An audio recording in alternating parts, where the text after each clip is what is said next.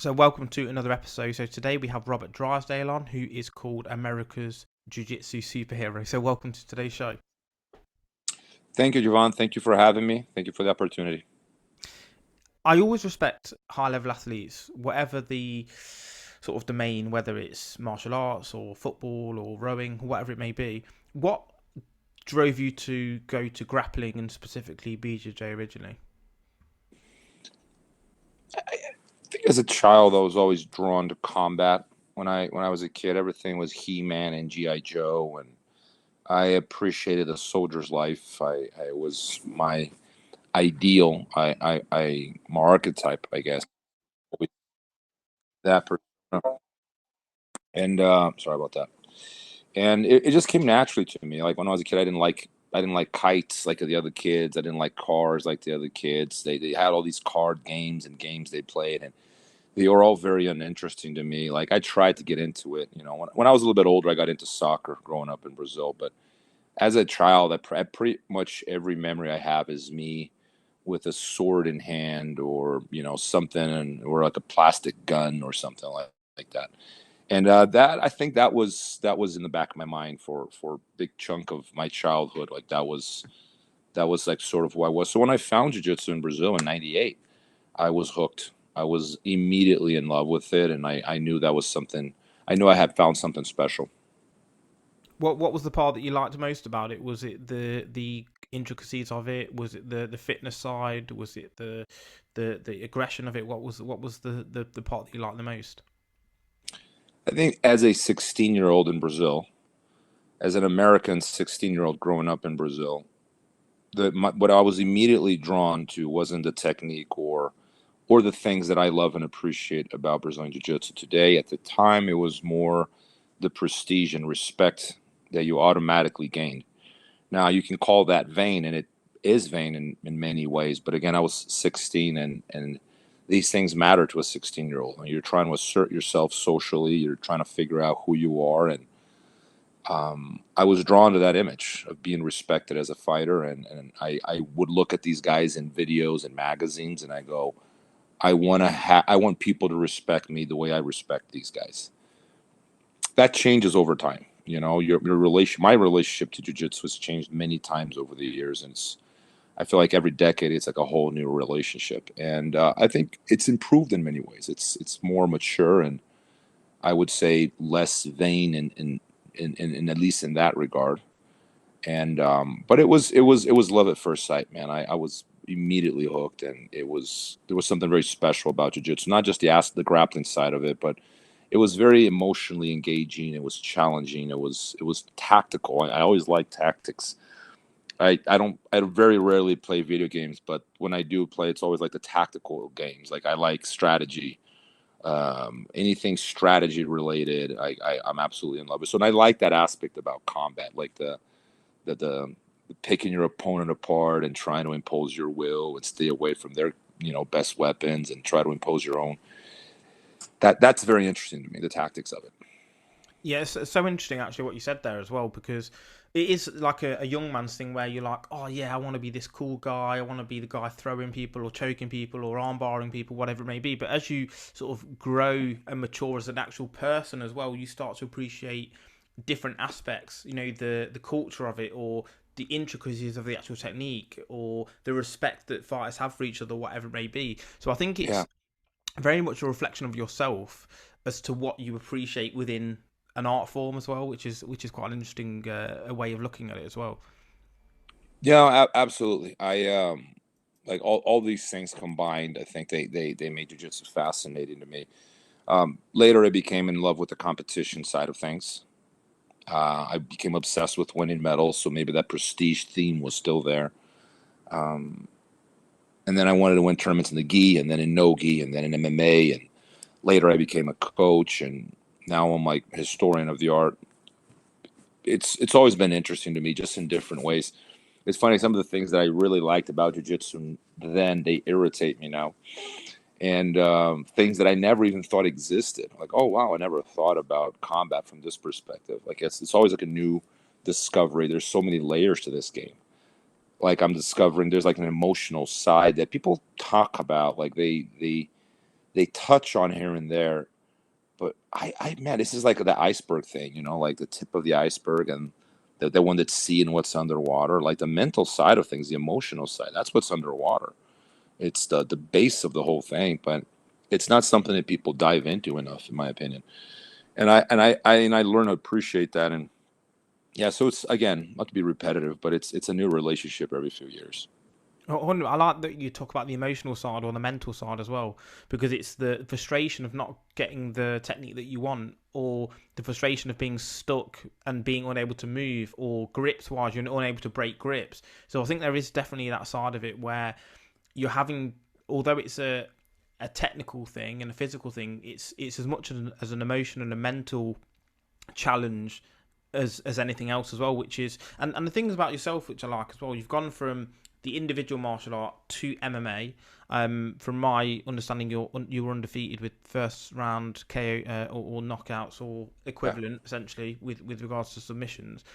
And then you've arced again into more of a student of the art form itself, which is kind of like full circle if you think about sort of the parts of a wheel of a martial art or combat. You've kind of touched on all bases as well. Yeah, I was. This has been brought up before, and I didn't realize it at the time, but I think I want to experience jiu-jitsu in every way possible, and I think I'm one of the few people who has done that, and I want to continue to do that. I want to dive in deeper in every aspect of the game. Like I have plans on writing a book on methodology now, like things like that, because I think that some of these conversations are so interesting, and I see. And perhaps this has something to do with my aversion to social media. And not aversion, I use it as well. It is a tool. But I'm very careful with it. It's one of those tools you got to be careful with. And I see the conversation where it is taking place. And sometimes it bothers me because I feel like that's not where the conversation should be having place. We should be talking about this, not about that. Like in some ways, what I would like to do is, I guess, elevate the conversation and have it where it should be had, instead of places that are not really significant to the growth of the art, or they're not necessarily truthful, the most objective ways of approaching the conversation. So I like that. It's challenging me to do that. I enjoy that. It's exciting, to be honest. Like me sitting down in front of a computer and being able to write about these things is exciting. It's hard to find the time. That's the biggest challenge is time. But I really, really enjoy the process of arguing and discussing about these topics. So, and I appreciate that 100%. The books behind me, the ones that are on top of the shelf, they're books I've written, so I appreciate how difficult and time-consuming it is to write books. But what I wanted, some of those exciting things that you mentioned, because, again, it's such a wide, broad area, and you've written quite a number of books. So what's, at this point in time, we've talked about how you've sort of progressed and your mentality changed. At this point in time, what's the most exciting thing for you? Or the other point that you mentioned, the parts that maybe people aren't discussing that they should be, they're focused over here when they should, they're missing this nuance over here. I guess it's like finding what is missing in the conversation and then articulating it in a way to make it intelligible to the audience or the reader, to go, oh, Robert was right, this is important. And I think that I've contributed something to the conversation that way. Maybe that's vain, I don't know, but I enjoy it. I don't think there's anything wrong, unethical with it, but I enjoy, if I can add something to the conversation, I feel like it's an accomplishment of some sort, and it fulfills me. And I feel like, oh, this is good. This is I did something good for jiu-jitsu, and I enjoy doing it. So it was,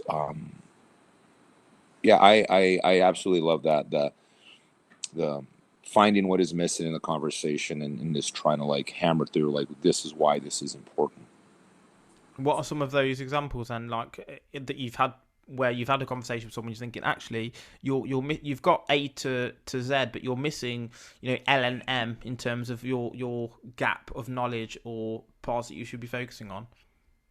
Well, I can give you multiple examples of history. Like in history, I can point out like example after example of what's wrong with the conversation.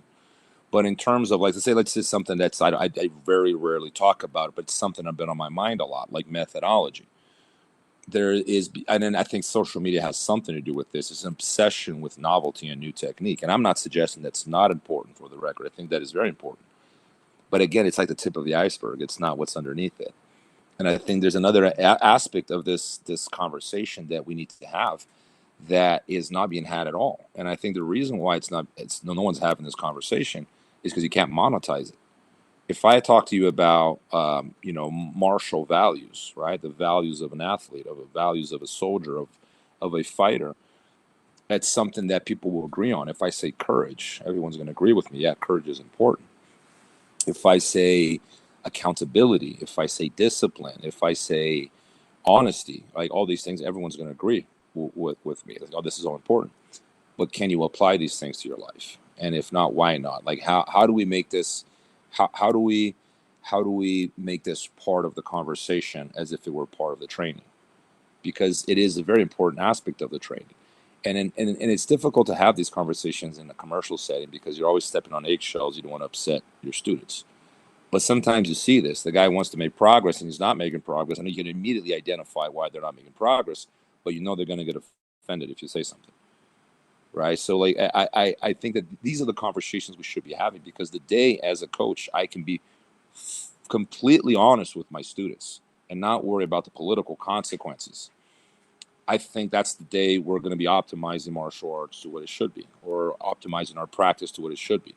That's how we bring the best version out of ourselves and people around us is by talking openly about these things.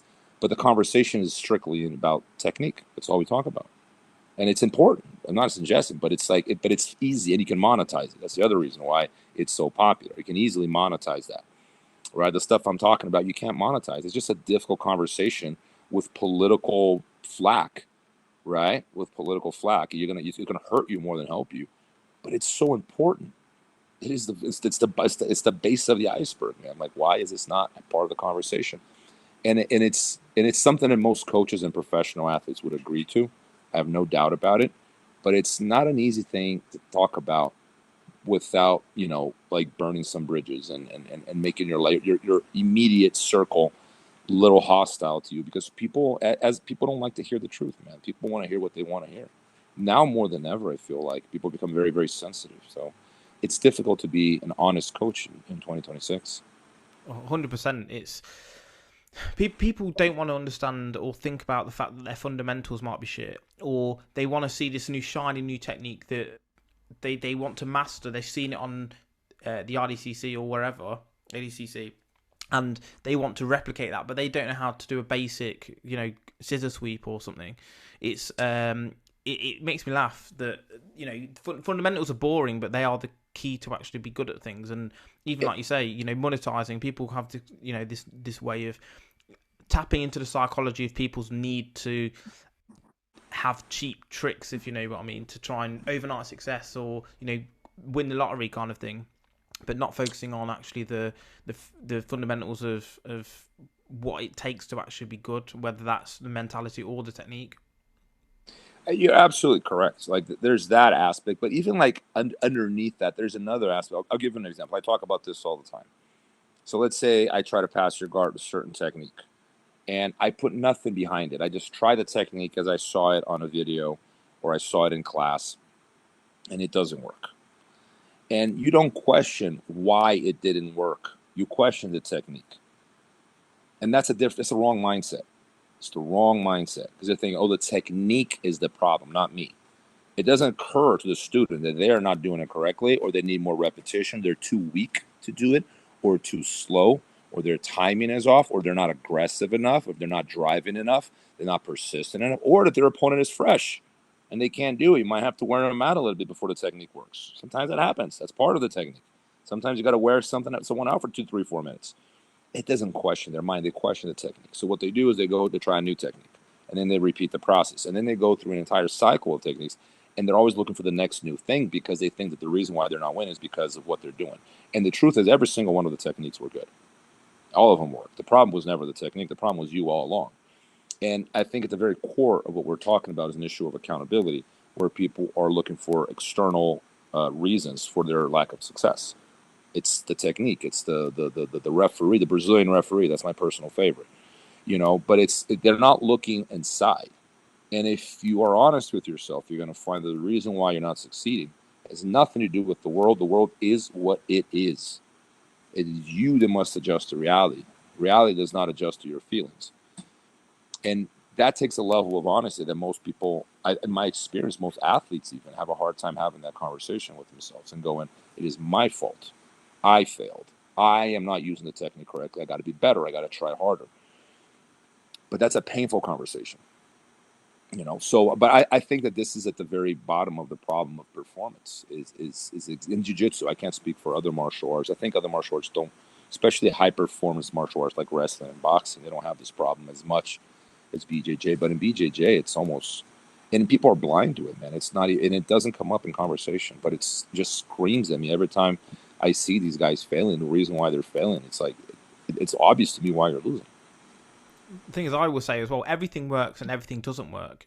It just depends on how good you are at it. I could do an Osotogari or, a triangle, whatever, Sangaku Jimmy, and let's say the technique's good, it works. Someone else could try it and it doesn't work, and they say, "Oh, I've done exactly what you've done," but have you actually? That's the key thing. It might look like you have, but like you say, is the pressure the same? Is the kazushi the same? Have you got exactly the same grip? Is your strength the same? All of these little nuances that people, the more trained your eye is, the more you can see it. And again, this comes back to the evolution, like you said. You come to a point where you think you're good at something, and then the better you get, the more you realize actually there's so much more room for improvement. No, and one thing this is perhaps to my credit, but this is something I ask myself since, as far as I can remember, I used to ask myself in a competition. Every time I lost, the conversation was more along the lines: did I do everything in my power to succeed? That was the question. Did I do everything? Was I absolutely perfect about my nutrition, my sleeping schedule, my training, my discipline, my diet, everything? Was I absolutely flawless in all these different realms? And the answer was 100% of the time, no. I could have been better. The answer was always I could have done more. And I think that helped me in some ways not distract myself with what the referee was doing or other people, because it all of that feels to me like a distraction, because you're looking for exterior motives, right, to justify your loss, instead of looking at the only place that actually matters, which is inside. Right? Because if inside is correct, like if you fix it inside out, what's outside there is going to click. It's going to work. But it starts inside. And I think winning starts inside. It doesn't start outside. And I think the sooner athletes become aware of this, I think the better they'll perform. 100%. And I like what you said about the ref thing, because I always said the same thing. They're like, oh, we lost the game. And especially happens in football or soccer for Americans. Is they say, oh, if the ref cost us the game. I was like, mate, if you were good enough and you won 3-0, the refs would not have made any difference, first of all. And then injuries, another one. People say, oh, I was injured. I was like, do you really think that there's anyone on the mat who was 100%? You've got niggles with your fingers, your arms, your bicep. We're all carrying niggles. And we can't just blame it on that as to... I like your view on accountability. It was my fault. What did I not do right? Did I not stretch or exercise my fitness not right? Did I not drill this technique long enough? Did I mistime my attempt or whatever it may be? Did I get baited into something because I was too, excitable, premature ejaculation kind of thing, where you think, oh, I've got this. It's a trap. Yeah. And you'll know this yourself. I agree with what you're saying. Like, that's 100% what the issue is. I think it starts with that. It's not the only issue, but that is something. If you don't fix that, nothing else matters. I find myself arguing this with people. They're focused on B and C before they got A figured out. I actually got this from a political scientist once, and I read this in a book, and it stayed with, and it helped my jiu-jitsu tremendously, believe it or not. But he said something along the lines of, even if we were 1% responsible for a crime, that is the 1% I'm responsible for. I'm not responsible for what other people do. I'm responsible for what I can change and what I can do something about. And that stayed with me. It's like, man, that's the same with combat. It's the same with combat. Like, I'm responsible for what is in my hands, what is in my power. I'm not responsible for the referee's mistakes. Most referees do make mistakes. Close fights, sometimes I've seen referees, I see all the time, right? But I'm not I can't change the referee's decisions. I can't change the rules unless you become militant to change them, right? That's an alternative. I can't change my opponent's actions and reactions. I can only be in control of what I do. I remember having this conversation with, I never forgot, this is one of those things that stayed with me. It was like shortly, the week before Forrest Griffin won the UFC title against Quentin Rampage Jackson. And I asked him how he was doing, how he was feeling. And he said, oh, I knew two things. I know I'm ready, and I know I'm not going to quit. And that stuck with me too. It's like, oh, that's very powerful, man. That's a very, very powerful insight.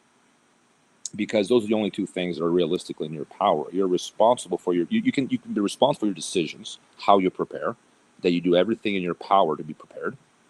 And you're responsible for your heart. Like, you know that deep down in there, you're not going to quit. You're going to fight till the end. If you lose, you lose. You can't control what your opponent does. You can only be ready, and you can only know in your heart you're not going to quit. And he won the title that year, right? And I think that this is this is the lesson, man. Like, it falls on you, and if you keep that mentality, you'll lose too. You're going to have some bad days, but if you keep that mentality, at the end, you'll succeed. You'll get what you want, or you get further than you would have had you had that blame the world mentality. It's so cliche to say that, man. I know, but it is that important. It's the very core of the problem. Yeah, 100%. And losses as well.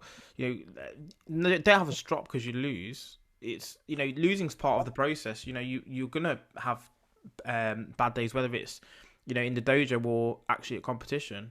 That happens, but the question is, how do you evolve from that? Do you just quit and say, oh, do you know what, fuck it, I'm just gonna keep doing the same thing? Or do you use that as a pivot to say, yeah, maybe my fitness wasn't on point, as you said, or your sleep patterns, or your nutrition, or maybe I need to train harder, maybe I need an extra day a week, or maybe one less day and more conditioning, or whatever it may be. But what do I need to change in order to change the results? Because madness is doing the same thing, expecting different results, as they say. Yeah. No, you're right. You're right. But and I think this applies to everything we do in life, not just jiu-jitsu. I think this carries to everything, and I think the experience is richer too if you look inside, because you become familiar with yourself. You get to know yourself. Right? Know thyself. Everyone agrees. Yeah, that's a great saying. Yes, but how do you do that if not looking in? So I think that if you do that, you begin to see things about yourself that you don't like, other things that you do like. And if you have the right values, you will nurture the right things and starve the wrong ones. Like, which monster are you feeding? Like the good one or the bad one? Like, how do you got to feed it, but what are you going to feed it with? And I just becoming aware of these things by looking inside, I think is very helpful. It's healthy, and I would say even necessary for maturing into a healthy adult is a looking inside and just being with yourself and being honest with yourself and acknowledging your flaws and just working to be a better person. This is, to me, I used to be far more into, when I was younger, I was more into politics, and I go, oh, we need to change the world, and I at some point you go, I can't even change myself. Like, that is hard enough. How do I change myself? How do I become a better human being? Like, how do I stop being such a hypocrite? Right? We're all hypocrites. We're all liars. Like, how do you stop that? And if you can do that, that's huge. So to me, it's the conversation goes well beyond Brazilian Jiu-Jitsu. 100%. I love that as well. Is if you can't change yourself, how the hell do you expect to change other people? That's something that I always talk about as well. You want to change this, change that, change society. Society is just a group of individuals. If you can't even start with yourself, if you think that society should be clean, everyone should be athletic, intelligent, and you are none of those things, then I don't really know what else to say. But coming back to your point about like looking in and knowing thyself, is that what drove you to write books? You having this introspective thinking, oh, what would I want to give to the world in terms of education, or maybe it's my own learning, or whatever it may be? Is that what drove you to write the numerous books you have? I think so. I think so. I think it was, me trying to add something to the conversation, contribute in some way, and also my own reflections about jiu-jitsu and progress. And I think my books they're technically history books, but they have a very personal character to them. They don't read like academic books. And I think that was partially accidental, partially intentional. As much as I admire academia and science, and I think they're heroes to me, I think that there's a disconnect between academia and the public, and that's one of the reasons why universities are demonized in 2026, is because there's a disconnect. Like people have gone full on. I don't need books. I don't need universities. I got TikTok. I'm good. And I think that disconnect has something to do with it's so specialized. It's so technical. It's incredibly, like, the conversation is incredibly elevated, but you can't communicate with the public that way. And because there were books that were, academically speaking, much better than anything I could ever write, already published on jiu-jitsu, I wanted to do something that was more personal. Like, I wanted to speak of my own experience, and I wanted to write it like as a diary, like where I'm just talking to friends and just be far more personable about my approach to jiu-jitsu and history in general. And I think to some level I've succeeded that, or that's what my readers tell me, because they tell me it doesn't read like a history book. It reads like a personal account of your views on jiu-jitsu and how your views relate to the evidence. And so I try to have a multi-angle attack on the events versus just having that one very scientific oriented track, which can make things a bit dry, even though I understand perfectly well the need for that sort of writing and work being done. The thing is, I love what you're doing, because I'm a strong believer that education and even language and stuff is so important. Because if, let's say, you're trying to explain to someone, an Americana versus a Kimura versus Juji Gatami versus this, and they don't understand, then you have to explain each. Oh, what's an armbar, and then you have to explain that. Certain terminology will allows you to understand very quickly. Oh, what's an osotogari? Okay, I know exactly what you mean. Versus, oh, so I had my hand here and I turned him there. And outside of martial arts, the same goes for real life. And if you've got a society that is dumbed down, they don't want to learn about these things, and then you try and explain, what's offside, and like, oh, I don't even know what football is. Okay, let's explain football. You then having to explain 50 things to get to this one point you're trying to make. Whereas if someone has a much broader range of knowledge, general knowledge, having these conversations and getting this message across is so much easier. Yeah. Yeah. It's like a little off topic, but just going off what you're saying. Like, but my favorite thing about this whole process of writing and getting into history has been the amazing connections I've made with people through these books. I've really found ways of connecting with people, like people that I've never met in person, for the record. People that I've never met in person. And I talk to them every day. Like the book has been able to create bridges for me. Like, people ask, like, what are the costs of writing these books? And I made some enemies. I don't know how many, but you never know how many enemies you have. But I made a lot of good friends, man. A lot of real deep connections, and just people that I had a lot in common with. It's been such a rich experience. That is the reward. That is the reward. It was not the book sales or anything else. It was the people I've met through these books, and I became, I think, even, like, in some ways, less lonely. Like, I found company that I was craving, company that I had been craving my entire life, and I found this company through the books, and that has been single-handedly the best thing that the books brought to my life. I think that's great as well. You put your stall out essentially, and you then, people who have got similar views or whatever come to you. And look, not everyone's going to like you anyway. You have haters. There's people who don't like Cristiano Ronaldo or Lionel Messi or whoever. So what? At the end of the day, if you're friends with everyone, you're a true friend to no one, as they say, I suppose. But talk a little bit about your books then, because you've got quite a few. What's the sort of premise of the books? What's the reason that they are separate and not one big amalgamation of all of your views, essentially? I tried to the best of my ability to be away from any kind of political historiography, like anything that is politicized. This, like, for example, like in someone would call like an anti-Gracie historiography or a pro-Gracie historiography. And that's always just been a strange term to me. Like, what do you mean? What does that mean? What does it mean anti-Gracie mean? Because to me, that sounds like pro-brown hair. You wouldn't have a historiography that, you know, selects people by the color of their hair and puts them on a pedestal because they have brown hair and condemns people that have blonde hair.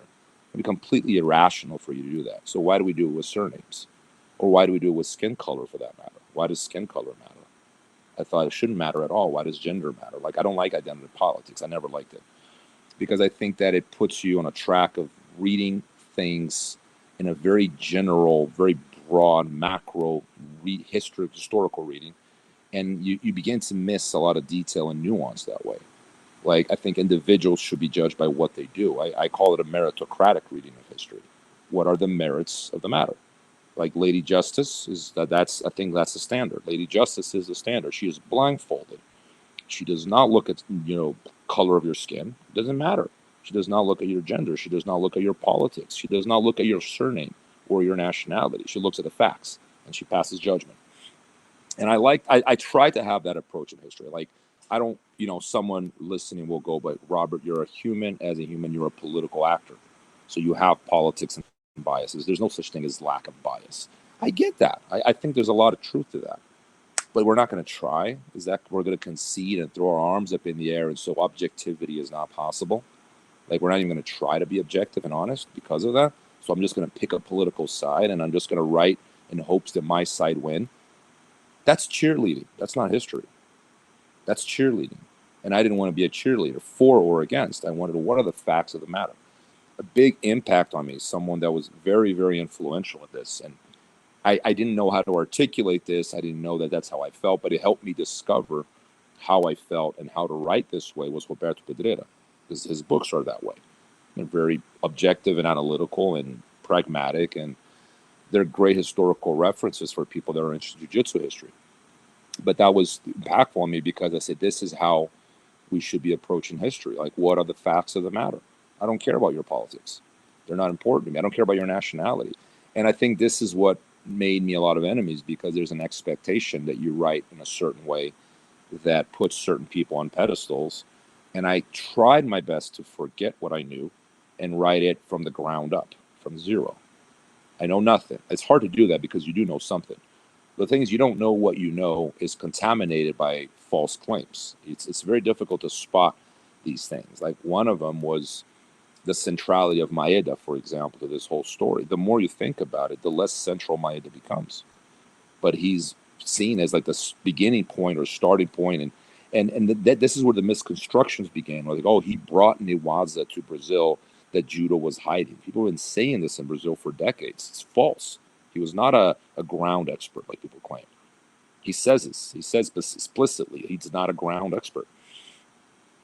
So, but things like that. But but these false pillars, like these blank columns, they go and sustain the whole building, and you don't realize they're blank. They don't hold the building. What you're holding is something that's false. It's not. The basis is incorrect. So, I think that good history writing, it begins with honesty. It begins with trying to be objective, and even if that hurts your, oh, I'm Brazilian, so I have to be pro-Brazil. I think that's incredibly dishonest. And it's a false column. Like, it's something that can't sustain a good historiography because it's going to collapse on itself eventually because the premise is false. So that was my methodology. Whether I achieved it or not, the reader can be the judge. But that's what I had in mind the entire time I was writing. It's very philosophical because again, one of the books I'm writing in a minute, there's something called Norvarth's boat, basically, where he says, imagine your beliefs are this boat and you're out at sea, and we think that we can, if the boat starts leaking, we can go back and swap the boat, but we can't. Our beliefs are made up of the planks of this boat, and we have to fix it at sea, changing our beliefs as we go. Yeah. And that can be obviously an issue with any sort of prejudices, etc. we have. But what you said, which is a really good way to think about it, is you've tried to strip that all away and say, let me start with this new boat. Let me try and get rid of any of my political views. And as you say, everyone has, even if they're mild, has some. And we try to get rid of them and try to understand we want to be a blank slate. and try to write it from an objective perspective, which I think is a really great way to approach, I suppose. So what's your most recent book then? The most recent one is, well, technically I released 2 books at the same time. This one was written before the last one, but it's because in historical sequences, this will be the latest one. What is Brazilian Jiu-Jitsu today? Discussions about the present and future of the art. And consists of a series of chats, or taidans, as I call them. Basically an open and honest conversation between 2 experts on a topic, in this case, Brazilian Jiu-Jitsu. And I talked to a number of these coaches and athletes and people that are influential or important in the community in one way or another, or simply because they had a good story to share. And then in between these conversations, I give my impressions of general topics and themes that are relevant to the discussions in general, like and like in a more holistic way. Like, for example, like the push and pull between education and entertainment. What is the purpose of jiu-jitsu? To educate or to entertain? These are very different things. And you go like, oh, but they're not mutually exclusive. Like, sometimes they are, sometimes they're not. But when they are mutually exclusive, which one who's in the driver's seat? Like, which one? Because the set of values that go behind an educational model like Jigoro Kano envisioned and an entertainment model like Conor McGregor envisions they're very different. They're very different set of values. So which ones are we teaching? Because once we decide purpose, we can decide what values we're upholding to achieve that purpose. And this is all important. It follows a hierarchy, right? Like you can't start backwards. And I think these are discussions that I'm having in between, like with these not only these friends of mine, but also within the chapters in between, where I try to articulate my points further. I think you always write a book. I could have done better. I could have said it this way. I forgot about that. I think that the book is like a piece of work of art. You can change it. Like, I'm sure any artist would understand. Like, you can always look at it and go, it could have been better. But I'm happy with the result. I think that it takes a pretty decent, if not completely precise, because that's not possible, but a decent picture of where Brazilian Jiu-Jitsu is in 2026. Like, where is it?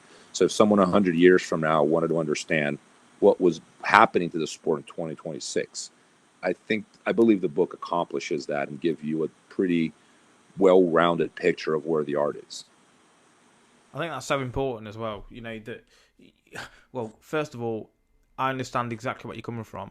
That you think, oh, this could have gone better. This podcast could have gone better. This book could have been written better. I could have done better at this technique. That's such a human mindset, isn't it? Oh, it could have been better. But I think that the problem with the extreme view of that, and that we all have it, is if you procrastinate too much. If you look for perfection, you procrastinate and you don't end up doing anything. So, as Jordan Peterson says, it's better doing something badly than never doing it at all, so long as you understand that improvement's important. The other thing that I like is you talked about the Jigoro Kano versus Conor McGregor and the objective. Objective dictates how something is done, very much like rule set dictates how you fight. So, whether it's, let's use jiu-jitsu for example. If slams are allowed from guard for triangle, for example, you're probably going to fight slightly different than if they're not allowed. And for example, judo and jiu-jitsu, the moves are basically all the same, but the way that the rule set is dictates that they look like different arts, if that makes sense. So I think that's a real important part, that depending on what your objective is will change how you operate. If you've got a business and you're just looking to maximize profit, that's going to look very different than try to make the best possible product, for example. I mean, look, you might get more money by making the best product, but maybe short term you don't, because you're putting a lot of money into research and development and getting better raw materials, etc. So I think that's a really important point that you said as well, is what is your objective? And maybe for people listening, if they do train, is maybe a question they've not even asked themselves. Do you want to be national champ? Do you just want to get fit? Do you just want to make friends while you train?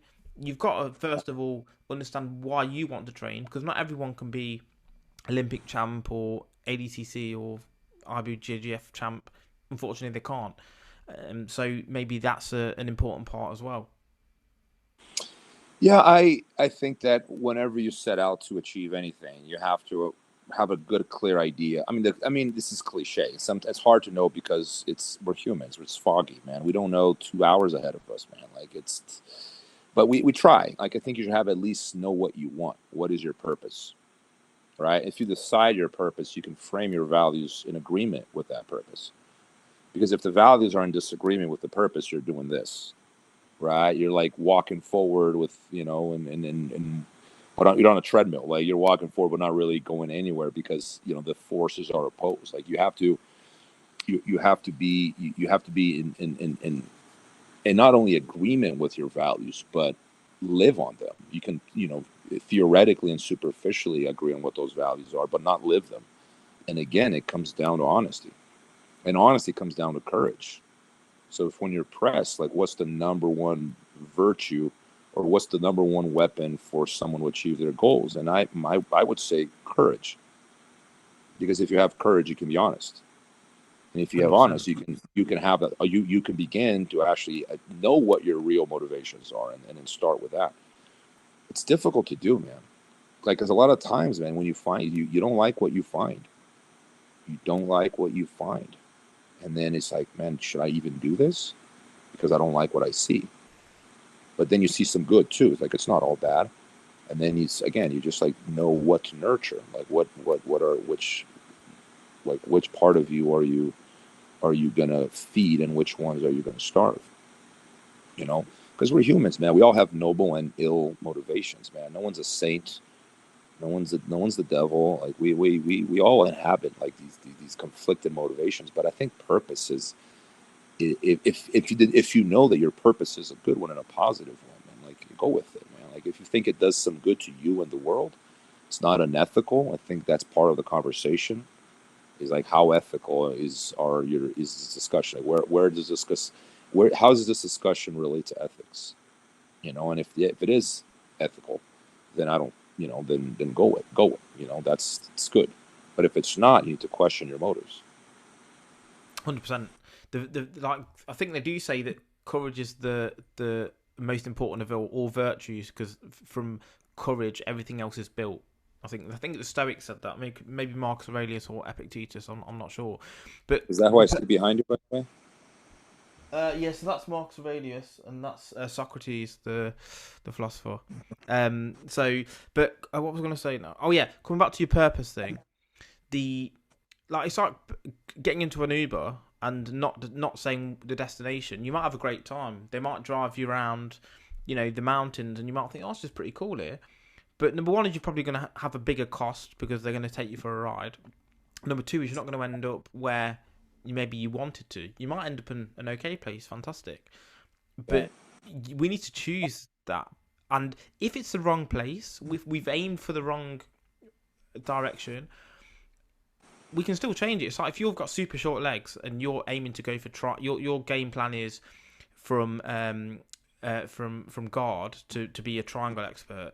Probably not going to work because your legs are super short. Maybe try something else, but maybe you have to pick that direction to realize it was the wrong direction to go with in the first place. Yeah, I think you have to be realistic, and here we enter into a very non-idealistic topic. If you have very short legs and you set out to break Usain Bolt's record, you're going to have a tough existence. And I admire your courage. I will, and you'll have my admiration, but you're probably not going to have the results. Sports are not as idealistic as people realize. We're fundamentally different. Some people are better athletes than others. Some people, even internally, like their own psychological architecture, might be better framed for a competition than some others. The other people are not clones for a reason. That's a good thing. But that has social consequences. Ideally, you find your purpose that is something achievable. So if someone in say Paraguay decides to be an NBA player, they're going to have a harder time than someone who was born in Brooklyn, New York. Where you are matters, man. Like, and I'm all for the environment. I just think that the most important thing is not the environment. The most important thing is your focus, is your persistence. It's your honesty, your courage. Like, these values are the most important thing. With that being said, like, not everyone's going to be GSP. Not everyone's going to be Khabib or John Jones. I still think it's worth the effort, man. I didn't achieve everything I wanted in MMA or jiu-jitsu, but do I regret it? Some people would consider it a waste. Oh, you didn't win a UFC belt. I'm like, no, man. No, even if I had not even fought or I had lost all my fights, I think that would still, I thought it was a very rich experience because I had a very high aim. You know, it's like you're going to tell me that someone that tries to climb Mount Everest and fails didn't have a good experience. That's quite, that's quite the experience. They don't always, sometimes, man, there's more worth, there's more integrity, there's more merit in failure than there is in success. I look at things that way. I think it's wrong to read history and go, look at the end result. What happened? Like how some people, they climb higher because they started lower. You know, I think you have to look at the whole journey and the process, not just look at the end.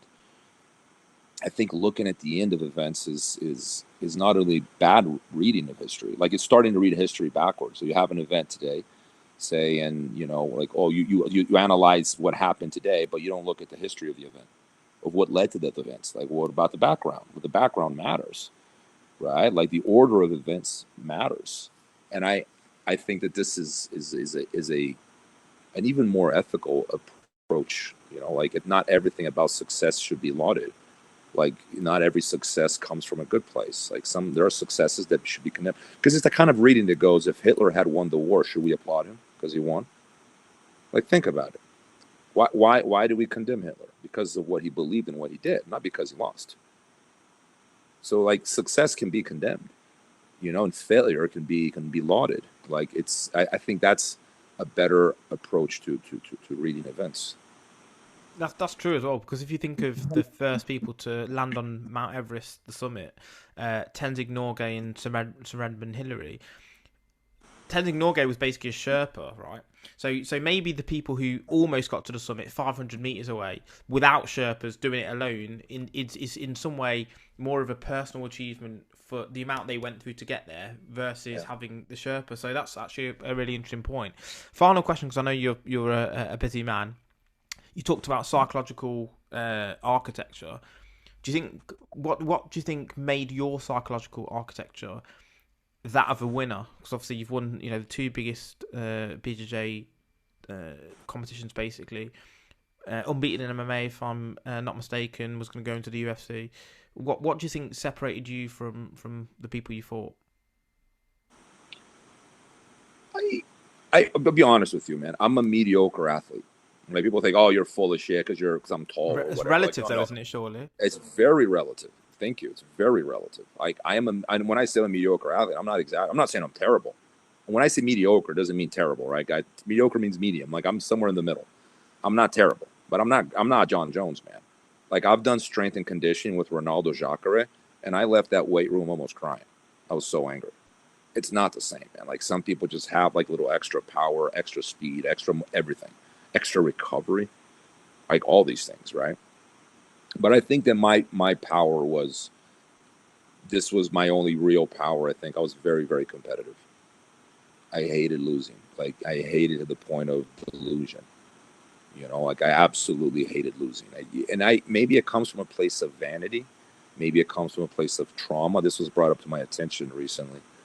It might have been trauma, some place in my childhood, perfectly possible. I don't know.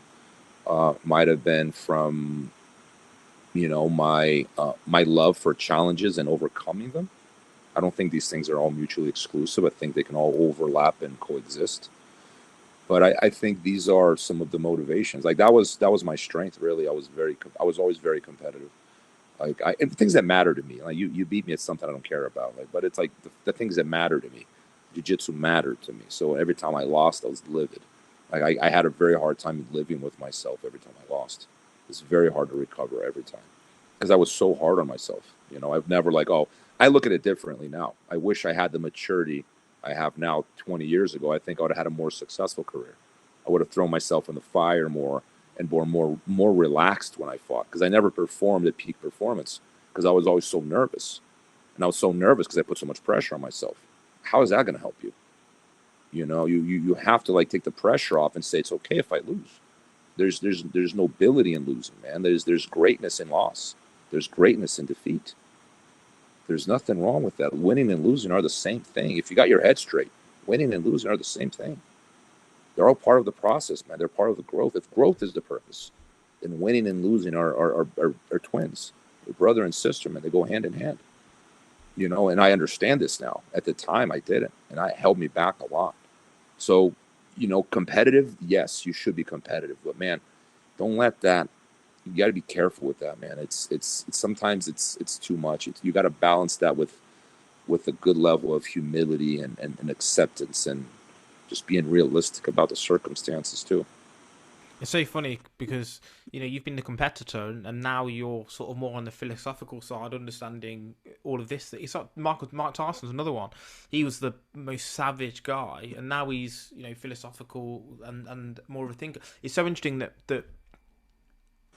you know, combat athletes can still have or actually go to that a lot more because they've gone through all of this hardship. But is there anything final you want to say before we sort of close this off? No, I just want to invite anyone, if you're ever in Vegas, stop by the gym, say hello. I have like an open door policy. Everyone's welcome. I, you know, I have the only social media I'm active on is Instagram. Robert Drysdale JJ is my feed, or my handle. I'm available for seminars for those who are interested. Come say hi to me if you see me. I love to talk jiu-jitsu. I love to talk combat. I love to talk everything fight related and in general. And hopefully check out my books if you're a reader. And I think my points get better explained in the book than I do a better. That's the advantage of writing. I think you can always do a better job at explaining yourself through writing than you can through speech. But that's it, you know. And yeah, I'd like to say thank you for everyone for listening. Thank you very much, Rob. It was a pleasure. It was a pleasure. Thank you.